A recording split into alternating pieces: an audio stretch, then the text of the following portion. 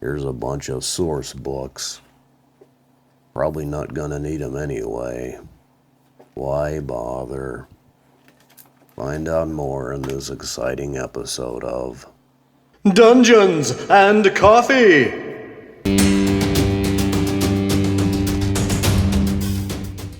Greetings. So, campaign source books, or source books in general. Do you need them? Don't you need them? When do you? When do you not? Talk about those things right here. Okay. You know, a good friend of mine from down the road, good old Josh, if you're watching, how are you? Says to me one day, he says, source books? Why do I need a source book? I have my brain. He's Mr. Homebrew guy. Nothing wrong with that. As a matter of fact, I promote that. But he says that, and I got to thinking, and you know, he's right. But then again, he's not right. So here's my thoughts on campaign source books, or source books in general.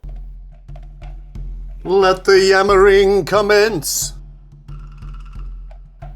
So to hit this topic with some justice, I have to go back in time a bit. Now, for old heads like me, the pull to the role-playing game, the tabletop games, is simply the fact that you can go on an adventure without leaving the table. You can explore a world. And afterwards, you get to talk about it with memories and the sensation and the excitement as if you were actually there. So that's the pull. So I can't speak for some of you young pups out there. It may be the same draw for you. What are source books really good for? How are they useful? Why am I asking you? Why are source books useful, and why are they not?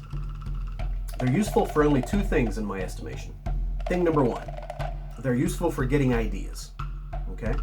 Not every person running a game is full of ideas overflowing with fantasy and with intrigue and all these kinds of things. Some people do well just to be able to get away from the mindset they have at work all week. I can understand that. And so source books are very useful to them. So, ideas. Number two, source books are very useful, particularly campaign source books, because of continuity. So, if my group are adventuring in the city of Waterdeep, for instance, in the Forgotten Realms campaign world setting,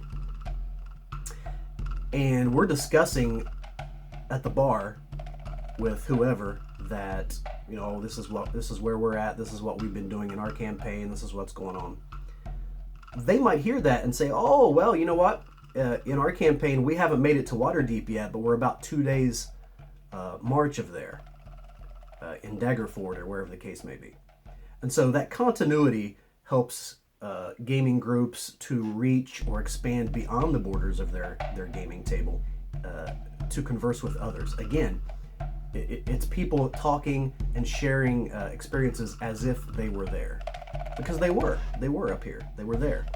And they've experienced these places.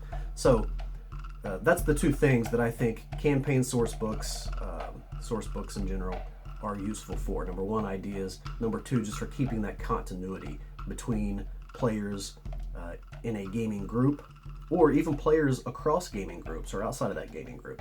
So for those reasons, they're very important. How do I know if source books are right for me? If you are an old head like me and you rarely get out and discuss your world setting or what your group is into, or even if you're a player, what your gaming group is into and where you're exploring and where you've been, if that's not something you do fairly often, then a campaign source book probably won't do you a lot of good. But if you're the kind of person that likes to go weekly or a couple times a month to the local gaming store, but if you like to do that on a regular basis and you do interact with a lot of different gamers that come and go on a regular basis, then that continuity is definitely a plus. So that's where a source book would do you a lot of good. So that's my thoughts on that. I can't wait to hear what some of you have to say. You may disagree, you may agree, you may even have some thoughts that might change my mind on some things. But that's the beauty of YouTube.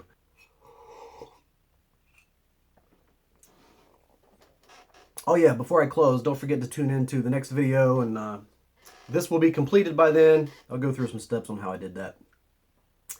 and all that kind of jazz. So remember, until next time, keep your books off the table. People need that elbow room, places to roll their dice, unless you have a cool dice tower like this.